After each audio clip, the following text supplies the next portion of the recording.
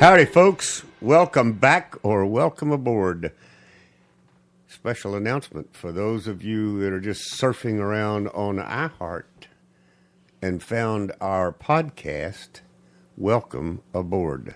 We are glad to have you. Yes. We is back on iHeart Radio. Mm-hmm. I can't remember why. Anyway, not important. We're very glad you're here. We have a somewhat somber but enjoyable show planned for you this evening.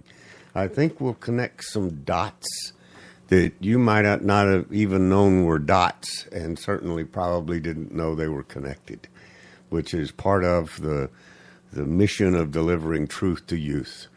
We are one person short in the Hilltop Studios tonight. Uncle Bocce is out with an illness. That's all we know. I think he wasn't feeling well last week, and I think the flu bug or the allergy bug or the whatever's going around just kind of got to him, and he couldn't get motivated to get to the studio tonight. So, and couldn't even get going enough to dial in on the phone. So, Uncle Bocce, if or when you listen, hope you get to feeling better. We'll see you next week. Yeah, that's true. So we are one person down. And the other person that you hear in the studio is I'm a Surefire. Say hello. Howdy, folks.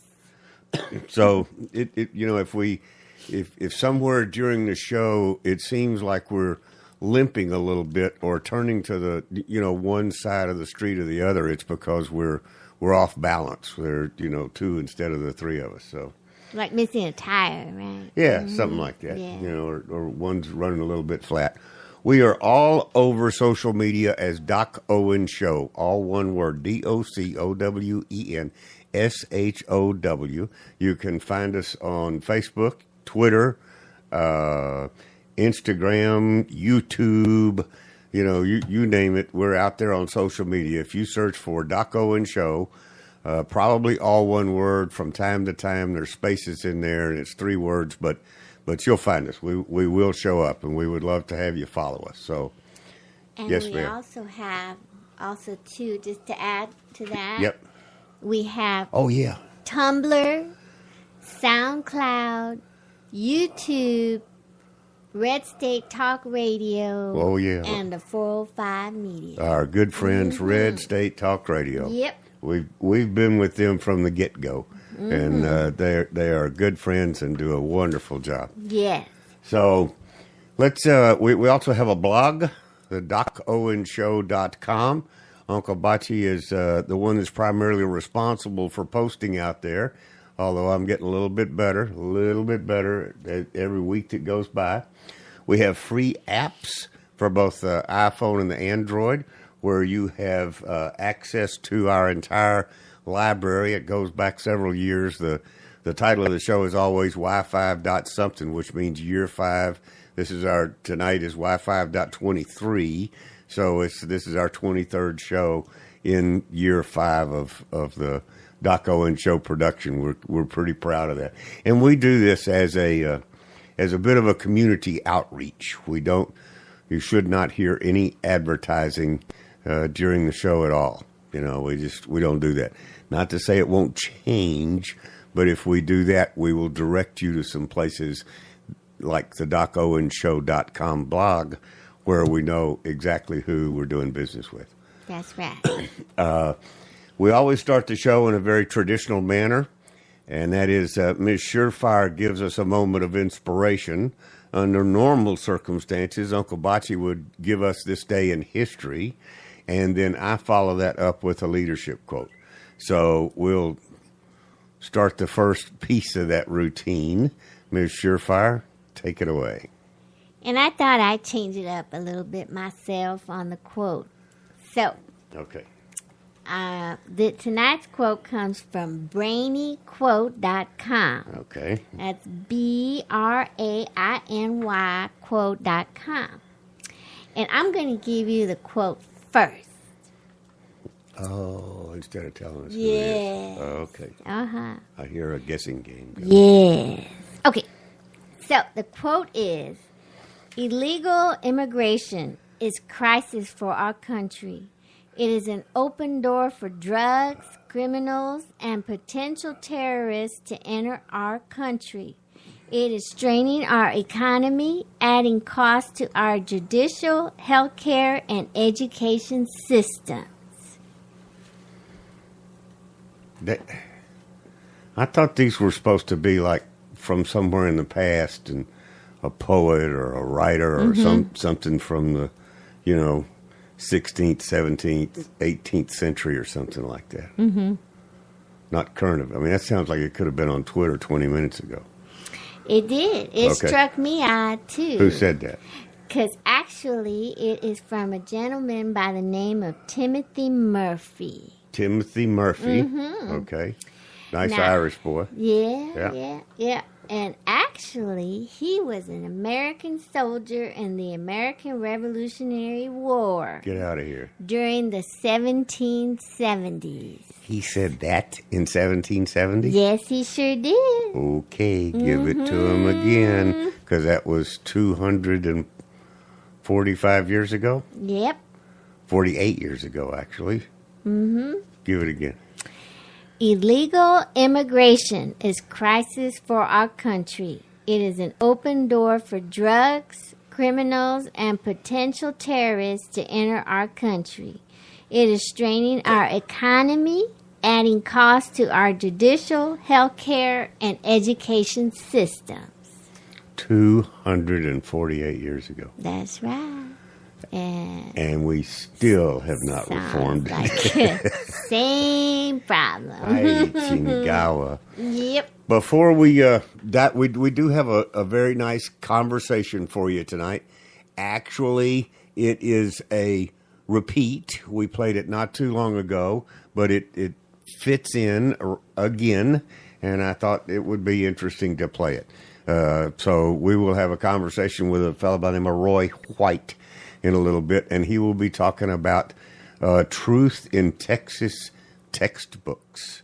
Because after that, we're going to talk a little bit about the shooting that went on in a Florida school yesterday, and connect some other dots that you may not be familiar with. Before I go down that path, I need you to think about your afternoon today.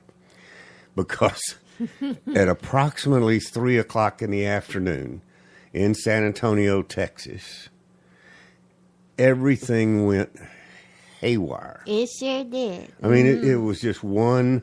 Our afternoon just one flub after another. It just went boot, toot, toot. Yep. And so Emma and I were talking about it, and I said, "You know why that is?" And she had some answers, but the real answer is because it's the dark of the moon. Today is the dark of the moon, and for those of you not familiar, I'm gonna tell you something here that you really, really, really need to take to the bank, and that is during the dark of the moon is the point at which the lowest amount of energy is available on planet Earth. Okay? It's when the tide is the lowest. It's when everything is at a complete ebb during the dark of the moon. It's the best time of the month to get your hair cut. I'll explain that later at some point in time. But if nothing else, it's a really good way to track things that need to be done on a monthly basis. Give the pets their medications, That's right. Sure change out your contacts, whatever it is you do on a monthly basis, set them to the dark of the moon because it doesn't vary. It comes up every 28 days, just like moonwork, just like clockwork. Clockwork, but right. moonwork. It's moonwork. That's right.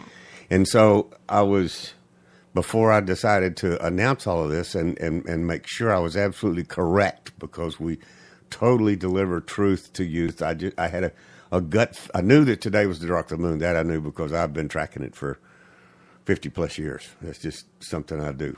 And it's because of this low energy thing. I want to be aware of it. I need to raise my energy up to another level if I want to be normal. Does that make sense? During the dark. Okay. Yeah, I got. Mm-hmm. So I went and I went to, my favorite search engine, Google, and sure enough, I asked for the exact time of day, and the exact time that the new moon began, which is the total absolute dark of the moon, was at 3:05 p.m. today in San Antonio. And I could have told you that by what started going on. Everything was going around the house. You know, if I had gone to the computer, I guarantee you the last valid entry I made was at 3:04. It's just crazy. But that's something that I really think that you do need to know about and pay attention to. All right? And the opposite is true of the full moon, but there's a whole lot out there about that. That's when the energy's at the highest. And all the freakoids come out. So I've already told you we're going to have Roy White on. He and I are going to talk about a couple of things. One of them, a little bit about Sharia, but mostly about this thing called Truth in Texas Textbooks. It is an opportunity for you to get involved. And the fun part about it is it's not just Texas. They are nationwide. They have Truth in Textbooks as an overarching group, and they have organizations or volunteer groups in multiple states. I forget exactly how many, but we'll find out during the interview. So, you know, that we're probably going to dive right into that in just a few minutes because we're without our 8 to 10 minute historical review from Uncle Bachi, and I'm just not prepared to wing it in terms of a historical review, unless, of course, you'd like to know something about the 50s or 60s. 1950s or 60s. Not the 1750s or 60s like Bachi takes us through. Okay. I didn't do my leadership quote. No, you didn't. Here we go. Because we're going to talk about the Florida school shooting. This is from a gentleman by the name of Ron Graves. And I did do my best effort to figure out who Ron Graves was. And he was apparently a lot of different people because I don't know which one to tell you this came from. Just some guy named Ron Graves. If you go out and Google it, you'll see what I mean. The ugly face of tragedy can be transformed by a beautiful new opportunity. Okay? That's a good one. I would submit to you that tonight's show will present to you some beautiful new opportunity. And you can say that you made a change, got involved, or did something different simply because of or as a result of the tragedy that occurred in Florida yesterday, for which our thoughts and prayers go out to the family members that remain behind of both the children and the teachers. Yes. That were taken out. So, having said that, let's dive into Mr. White. We will take it away on the conversation side and then be right back. And it'll tell us in just a second. We're basically now we got the green light, so I'll just do a bit of an introduction. I'm having a conversation and with a friend of mine for a long time. I'm always reluctant to say old friend because I never know who I'm going to offend. But a fellow that I've known for 4, 5, 6 years, something like that. He is an extreme activist. He is out there. He does a couple of different things, and we're gonna touch on both of them. I want to focus on one, which is a thing that he's been doing for a few years called Truth in Textbooks, and that's where we're going to kind of direct the conversation. But before we get there, the other thing that he was formerly involved with a group called Act for America and decided to kind of go off on his own, if you will. And I don't, Roy, I'm going to get you to tell as much of the story as you want to, but basically he felt like maybe we need to take a little stronger stance from time to time. And, thanks, Doc. Yeah. So this is Roy White is his name. Doc, thank you very much. It's a pleasure to be on your show. And actually, there are a lot of great people within Act for America, but in terms of what I found within the organization was there was lacking, and as a Christian, I felt very called to be able to talk about the challenge that's going on from a spiritual standpoint. And quite frankly, the greatest successes over Islam and educating people about Islam is happening on the spiritual battlefront. And Act for America and other groups focus on the political or the other areas. And quite frankly, I wanted to group our G416 Patriots group, and they can reach us at G416patriots@gmail.com. But we wanted to focus on that spiritual battlefront. So we've combined the spiritual side of it as well as with the political side of it and the other elements. So we are focused on loving Muslims, witnessing to Muslims, and at the same time telling Christians and Jews and other non-believers the truth about the Islamic ideology, because you have to separate those two. But that's for another day and another time. But thanks for having me on to talk about truth in textbooks, which is really my passion, and I feel very fortunate to be able to do that. When did you start that up? What did you say, 3 years ago or 4 years ago? Truth in Textbooks started in October-November timeframe of 2013 when we had a friend of mine who had been a social studies teacher for 40 years here in San Antonio reached out to me and said, there are a lot of problems with the social studies textbooks. They're about to be reviewed here in Texas. Can you help us? And so from there, that launched us in, and be happy to go into some of our successes in the process and hopefully find some of your listeners who will want to come and be a part of it, because everybody wants to do something about what's going on in our country culturally. Well, there's no better place to do it than coming to work with us. Well, that's exactly what, Roy, that's what got my interest. That's what led us to reach out to you. We haven't talked in a while, but I got a flyer. I got something, just a off-the-cuff thing from Truth in Textbooks, and I said we need to figure out who these folks are, and come to find out it led us to an old friend of ours. So that's and by the way, since this fellow that came to you and you just took it up, remind me that next time I think I have a social challenge that I want to go after, I'll just bring it to you and Well, let me just say my plate is pretty full, and I like the current wife. I like the current wife I have, and if I pick up anything else, I'll have to go on Match.com and find another one. Something would have to give, right? Well, yeah, that's right. Knowing you'd be disappointed with that and start your own Match.com. So, well, good. So, let's explain to the audience how it works. Yeah. I had the opportunity to read the flyer and got real intrigued by it. Unfortunately, I don't have the time slices to be involved, but I would love to. So maybe we can recruit some folks to take my place.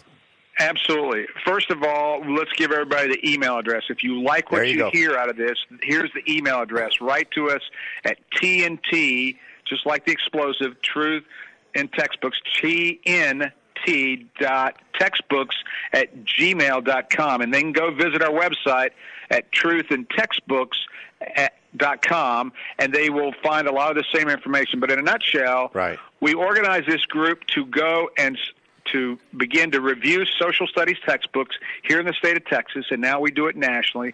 And you don't have to be an expert, but if you can pick out things like our form of government is not a democracy, but it's a constitutional republic. If you can pick out the fact that when they highlight that Gorbachev was the primary reason why the wall fell and never mentions Reagan, if you can identify the fact they never mention Buzz Aldrin and landing on the moon, if you can, those kinds of omissions of facts, as well as lots of other areas, we train people who are just average citizens, well-read citizens, through a process, and we will work them through that process and get them trained. And our goal in Texas, our goal was to review as many of the social studies textbooks as possible. And less than 50 people, Doc, less than 50 people reviewed 32 social studies textbooks, and we found over 1,500 errors in the books before they went to get published. Wow. And then we were able to correct or eliminate over 60% of those errors in the social studies textbook. So what that means is 5 million children in the state of Texas for the next 10 years will have more accurate textbooks because of what, not because of what I did, but because of what these volunteers who took the time to read the hours and hours of reading these textbooks and documenting it and following our process and our procedures And we are now doing that around the country, and we continue in Texas right now. We're reviewing a Hispanic social studies textbook, and we will be submitting a report to the State Board of Education on the 8th and 9th of November with our findings on that textbooks. And we really are excited to be able to help our children and begin to correct this flow of fake history with accurate history. What a great calling. What a great calling. So back up just a minute. You're doing a Hispanic social studies textbook written in Spanish, written in English about in English. Hispanic history. Okay. Right. Okay. The State Board of Education passed. They put together a plan 18 months ago or 2 years ago to search out and put out a request, because there was not a specific book on Hispanic history as it relates to here in America, Hispanic contributions and such. Right. So you can talk about whether we should have a Hispanic book or a French book, and there are a lot of those kind of debates, but the debate was over with, and now we have that book. Well, the book we're looking at was a book that was submitted by an individual and his company, and we've reviewed it, and we'll be posting the results on our website, and we'll be passing along to the State Board of Education. But that's the process, and we have subject matter experts who review what our citizens who we train look for, because they're not very, in the case of U.S. history, because we look at U.S. history, world geography, and U.S. government. So those books, your listeners, if they're interested in making sure the correct history is taught, then write to us at tnt.textbooks@gmail.com, and we'll get them signed up, because the next class is January 18th. People want to do something, sending emails or calling your congressman and doing, those are all wonderful things. But if you really want to do something from your home that's going to change, in the case of what we did in Texas, we gave 5 million kids more accurate information. I think that's just great. You mentioned talking to the Board of Education, and we've talked to a couple of folks from up there in Texas, because this is a real, with our target audience being millennials, this education of young people is real high on our list of things to do. So you do public school? I mean, you do the textbook, but it may be distributed through public, private, homeschool. You don't know.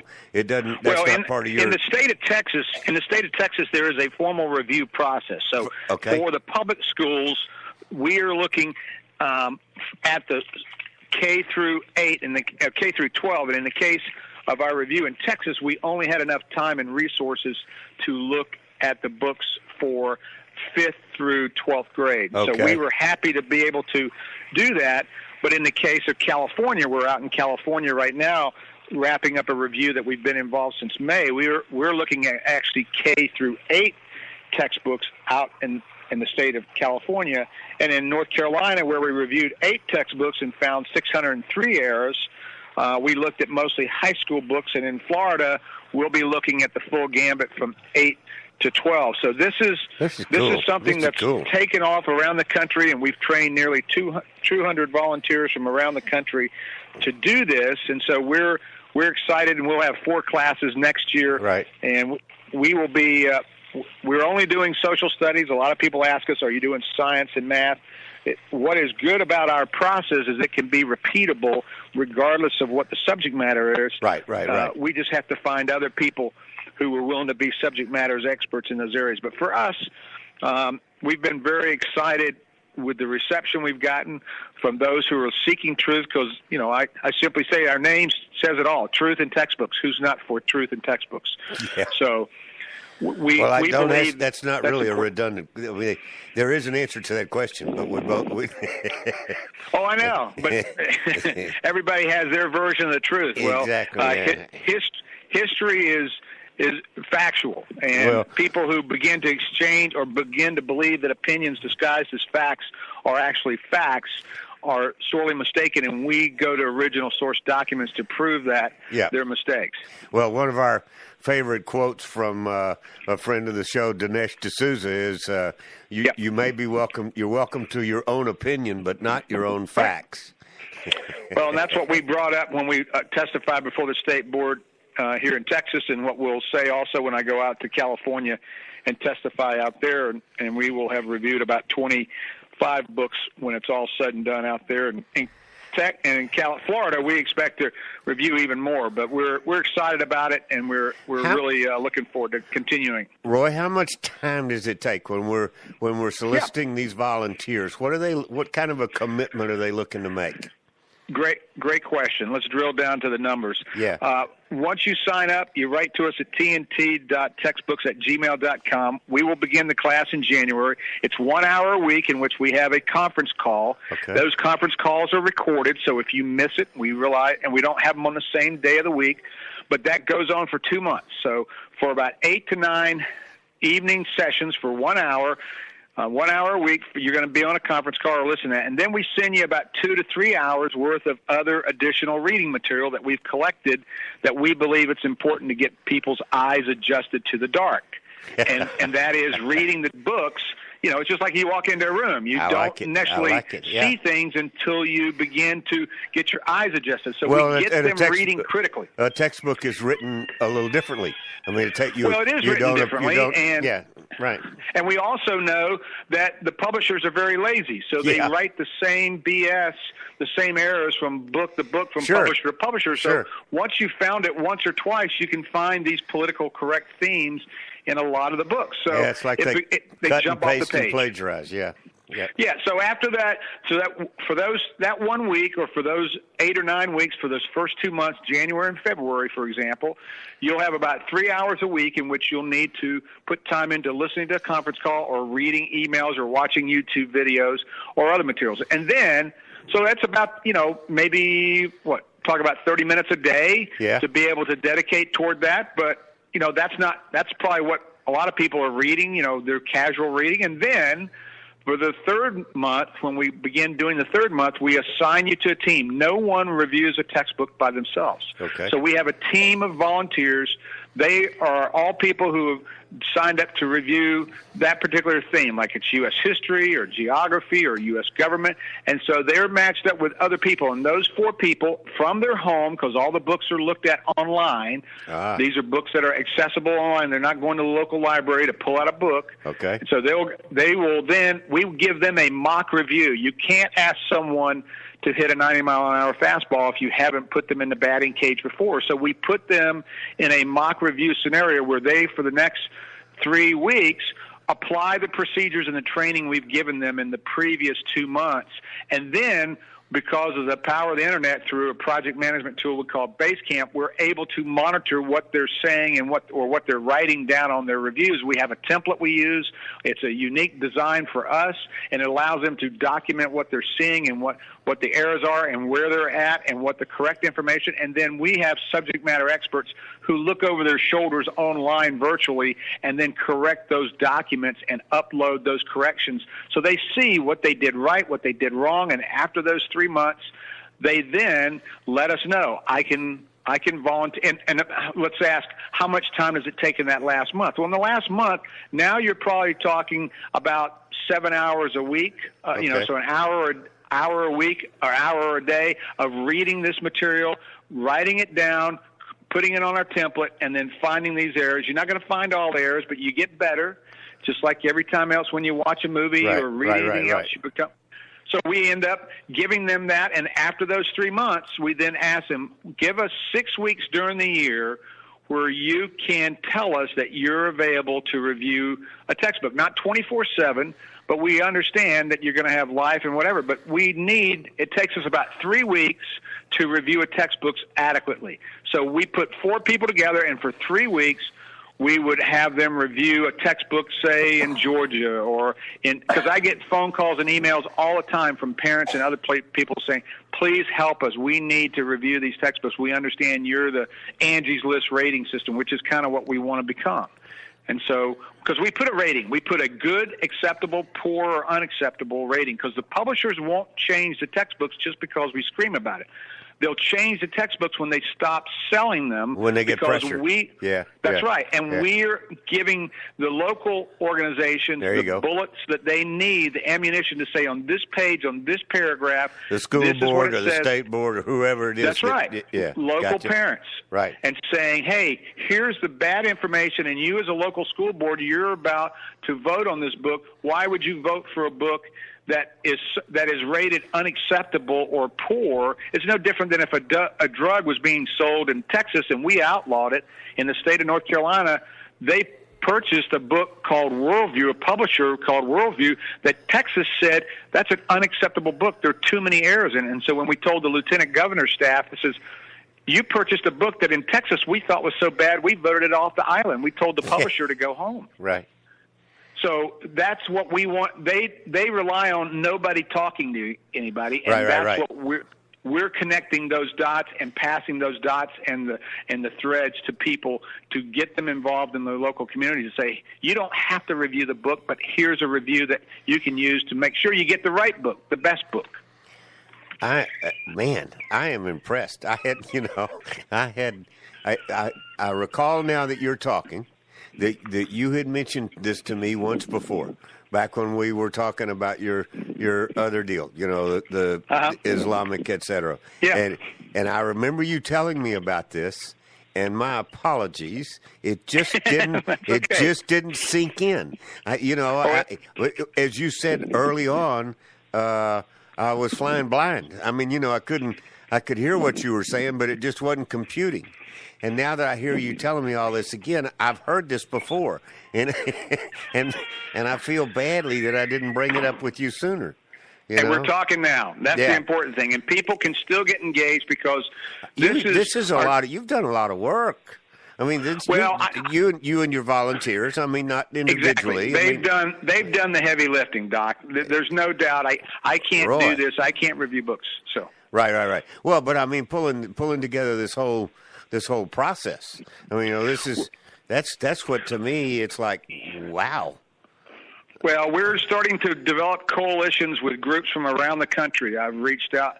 Proclaiming Justice for the Nations is a conservative group that's reached out to us and and we've also reached out to Christian Action Network. And they're recruiting for us. Several other educational sites. You got a pencil and paper handy? There's a group. There's a group out there called the College Fix, and I know that's outside of your realm, but it's thecollegefix.com, and I will email you the contact information. Sure. We have had she's out in California. We've had her on the show at least once, and it's a great connection for you. It's somebody that you need to talk to. I look forward to speaking to her. Thecollegefix.com. They're a bunch of journalists, but they think the way that we do, and they are into I guarantee you they're into truth in textbooks. So I'll look forward. I'll mention your name, Doc. But again, your listeners, this is a great way for them to actually do something. Oh yeah. And we don't ever expose our reviewers. And they don't have to go public. anywhere. I mean, they can sit on the same couch that they sit on to whine about things, and they can sit on that same couch and do something positive. Well, I can't tell you how many retired teachers that I've had come up to me after I spoke and said, I wish you had been around, but now that you're here, we're going to get involved because this is a way that we can do something from our home and do it effectively. And they're never exposed to the media. The only people who get challenged are myself and Dr. Sandra Alfonsi, who's been doing this for 20, 25, 30 years. And I will tell you, Ken Mercer, who's here and our representative in the school board, he will tell you, and several others, Barbara Cargill, former president, they will tell you that we were the game changer and not that, again, our reviewers, the report, we had a 469-page report that we submitted, which was larger than anybody else and never had been done before, and the progressives were always there to kind of tell their version of the story. So we were effective, and we're continuing to be effective, but we need more volunteers, and we definitely would love to have some of your listeners. And if they want to get in touch with me personally, they can call me on my cell phone. If you don't mind, I'll share that with you. Go ahead. That's up to you. Yeah, 924-9033. They can text me or call me, or tnt.textbooks@gmail.com. But our next class will start in January of 2018. We'll have 4 classes next year. So if you're tied up in January, February, March, don't just write to us. We'll put you in, we'll get you signed up for the class. You're going to have the April timeframe. You're going to have so many people calling. They better go ahead and call now and get on the waiting list. Well, we take about 60 or 70 at a class at a time. Good. And we do it, again, online. They can do it from their home. That's and as long as they have an internet, if they can work an email, if they can upload a document, if they can download a document, if they can upload a picture, download a picture, then they've got enough computer skills for us to work with. But and a passion for truth, if they're interested in that. I love it. This is Mr. Roy White, truthintextbooks.com.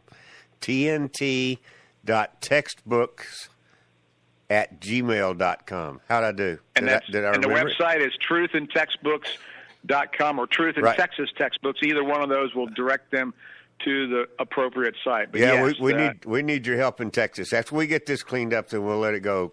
Then we'll give you some volunteers nationwide. We're gonna suck them all into Texas to show them how it's done. Well, fortunately, Texas is we've had that review. We're continuing helping them, but we're working around the country, and because they're all of our children. Absolutely. And Texas leading the way. We had people from other states helped us here in Texas, so it's our turn to kind of to pay it forward and help it. I totally agree. That was tongue in cheek. Oh, I know, but it's good. It's good. And they're going to meet some of the most interesting and exciting people, and know that they're making a difference. And that's not a bad thing to have on your tombstone, that you help 5 million kids. And when you think about how many states purchase the books out of Texas, I've been told it's closer to about 20 to 30 million kids that will have more accurate textbooks. Of course, the publishers hate us, but get in line, take a number. Well, we were talking about that earlier. That's another conversation we'll have. Roy, I really appreciate your time. I'm sure you got plenty to do, but that was great. You just absolutely fabulous. Well, thanks, Doc, and your listeners. I look forward to crossing paths with you again soon. We will do this again sometime, and I'll give you an update in a couple months. All right. Let's get back together. And thanks for the heads up on the group out in California. Go get them, sir. I'll send you an email. Thanks. Okay. All right. Bye-bye. Bye. I hope you enjoyed that as much as Roy and I enjoyed having the conversation. He's an activist that he has a knack for finding fixes to things that need fixing and going about actually getting it done. And I think what you should know is he's also a full-time employee of somebody. I mean, he works for a living and not exactly a normal schedule. Yeah, so he he's all over the place and still gets done what he gets done. Mm-hmm. And one of them is an awareness of Sharia law movement, as you heard, as well as this Truth in Textbooks, which is really a phenomenal idea. And no matter where you are, please take the lead on where Roy said you should go to sign up, because it's an extremely virtual group. And so, everything is done via the internet. So where you're actually physically located is not nearly as important as your willingness to get involved and contribute your time and expertise. We feel very strongly about that. Let's talk just a little bit, about the, and the reason I say that is twofold.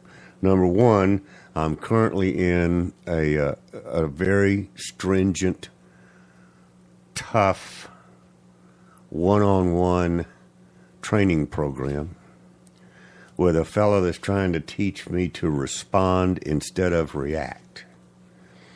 And after a number of years of reacting, it's not an easy habit to break. That's one of Nico LaHood's favorite phrases. Mm-hmm.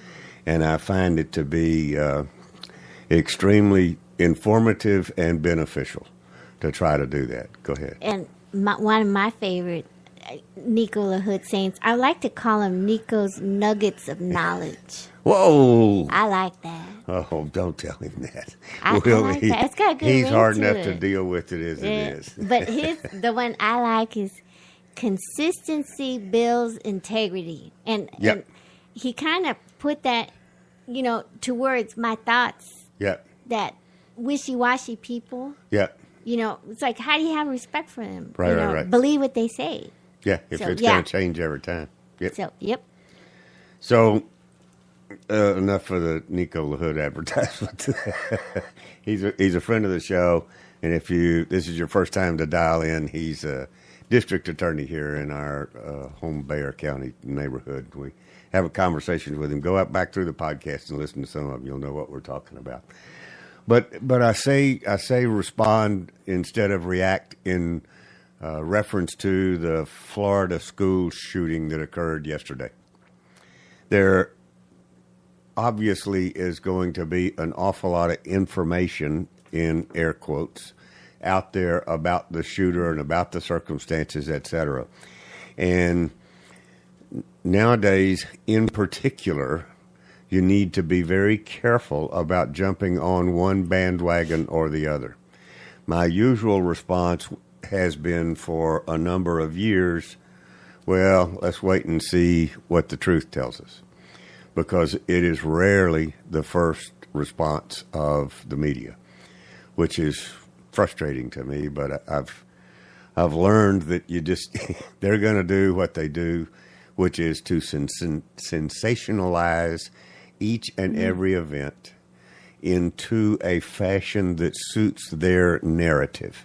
In other words, it suits their mind. It gives them peace of mind to be able to say, aha, I told you we needed gun control.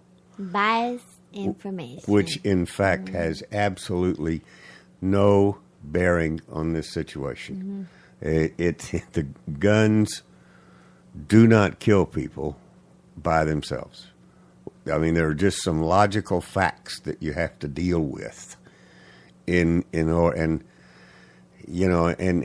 very reliable facts. One of my favorites is the fact that the city in the United States with the most stringent gun control laws also has the highest murder rate, and that is Chicago, Illinois. Mm-hmm. Think about that. So if gun control works, point to me someplace where it does work. The only thing that gun control does is to give absolute control to the people with the guns. That's right. So if they take them away from the citizens, you have no idea. I mean, you can't imagine, because you can go out and look at the dictatorships around the world where gun control was imposed first, and then millions of people were killed for political dissent, for whatever reason. If you have no way of defending your liberties, then you have no liberties. That's why it's in the Constitution that the right to bear arms shall not be infringed. Those are the exact words. It is written in it's written in plain, simple English. That's right. Most things are simple and people make them difficult. That's right. So all of the hysteria surround it's a tragic event. There is no doubt about that. Any event like that has a high degree of tragedy, which not only implies but guarantees a high degree of emotion. Mm-hmm. And if your first reaction is to do things and say things that fit your worldview, which means we must ban all guns, if that is your worldview, then you need to sit down. You need to sit down and think things through if you still have that capacity. And I say that very, very sincerely, particularly to our youthful audience. I kind of reflect upon the past Sheriff Parmelo. Yeah. How she says that the majority of the problem is mental illness. Well, you know that the narrative after something like Florida goes down is going to go one of two directions. Mm-hmm. It's either going to go down gun control or it's going to go down mental illness. For the first time after this one, I'm beginning to see some dissent to both of those claims. I have always thought, if you have to place any blame, and I don't see why blame is necessary, but if you really want to place some blame, the first thing I would do would be to go talk to this young man's parents. And they may have done everything possible that they could have done to stop this. But I really would question that pretty strongly. I mean, I think an awful lot of these young shooters that go off are either on some sort of wacky, trumped up sort of a drug trying to manipulate them into something that they're not, and it doesn't do what it was designed to do.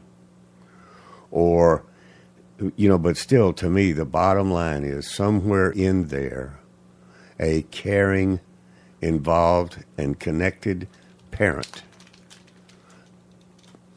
could in some way short circuit an event like what happened in Florida.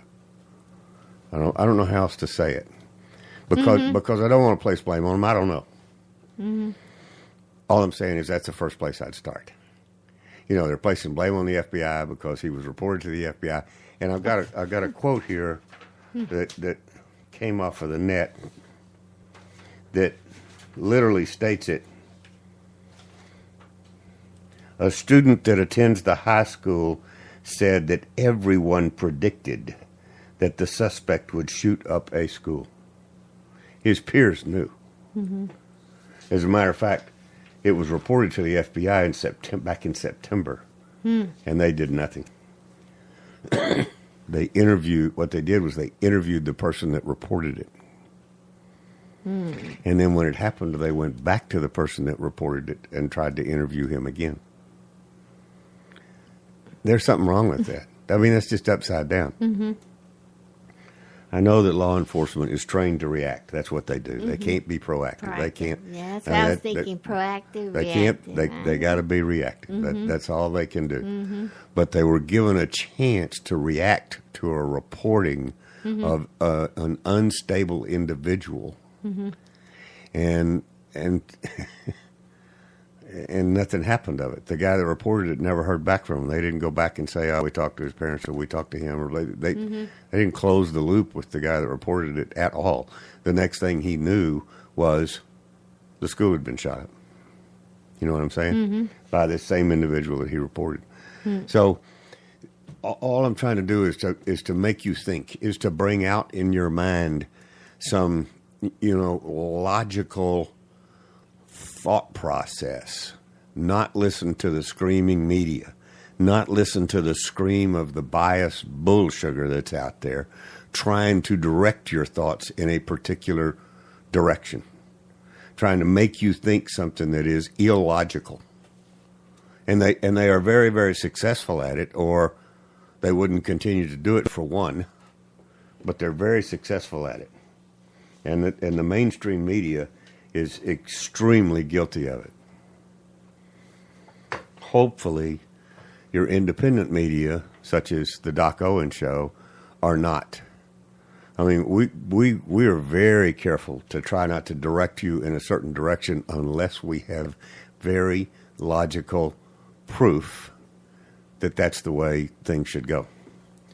Speaking of that, we'll move on from the school shooting. It's not the last one. We all know that. We just need to be more aware of how we can short-circuit them and maybe prevent a few.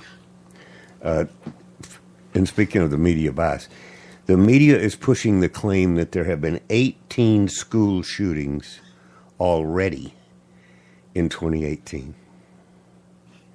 18 school shootings. It is a blatant lie. Mm-hmm. I don't know how else to put it. They have no facts whatsoever to back that up. But one of them said it, so they all parrot it. Okay? Yeah. One said it, so they all, get involved. ABC News said there have been 18 school shootings in the first 45 days of 2018, according to a nonprofit group. Care to tell me who that nonprofit group is? Mm-hmm. The New York Daily News said there have been 18 school shootings so far this year, including one that claimed 17 lives at a Florida public school Wednesday. So just think about that. That's the first thing that would jump out at me. We've had 18 school shootings. One of them took 17 people. Okay? Stupid. Just stupid. Mm-hmm. Within the first couple of months of 2018, there have now been 18 school shootings across the United States. That was on WUSA 9. And the list goes on and on. I mean, it's crazy. And if you go out, this was on a place called the dailywire.com. Go out to dailywire.com and look it up, and you'll see what they are trying to include in their 18. And it's just nonsense. It's, an adult went into a junior high school bathroom and shot himself. Didn't kill himself, just shot himself.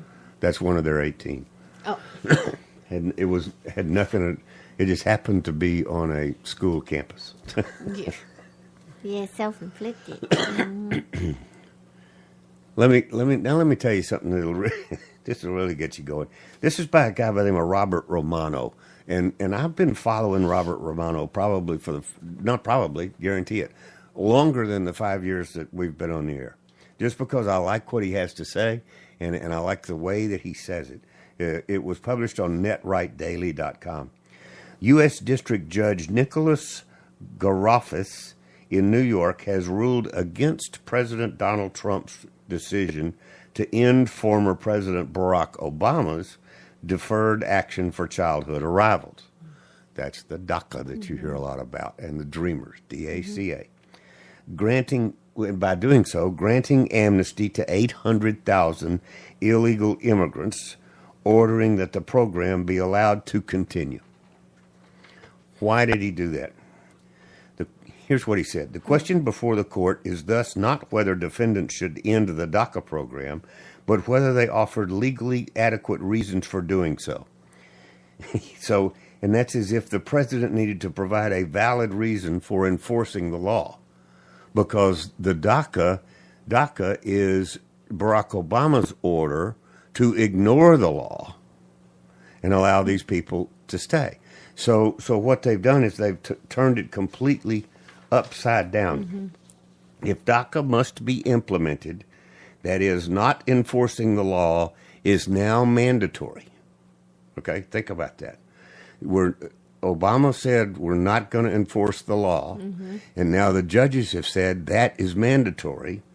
So not enforcing the law is now a matter of law. That's like a double not law. Now you see why I like Robert Romano. Tough, Dark of the Moon and Tough Night to have a show with one person down on the dais, and just absolutely nothing went right. So if it seemed a little somber to you, I apologize, but those are just sort of the events. We have to report them as they occur, and not sugarcoat things, but to make you think about things. And that's what this show was about. Was dig deep, look for other sources, sit down and try to just process the logic on your own without any input. Think through, without any outside input. Get the facts. Think through the facts and see what they say. For instance, the guy that committed suicide in a U.S. hotel room from Russian times that beat himself to death is what the FBI said. Okay. How do you beat yourself to death? That's kind of crazy.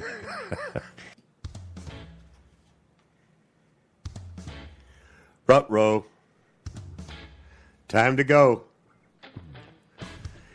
You have been listening to the Doc Owen Show. Thank you so much for having us. We really appreciate it. Now go out there this week and take care, pay attention, and God bless. Bye-bye, folks. God bless.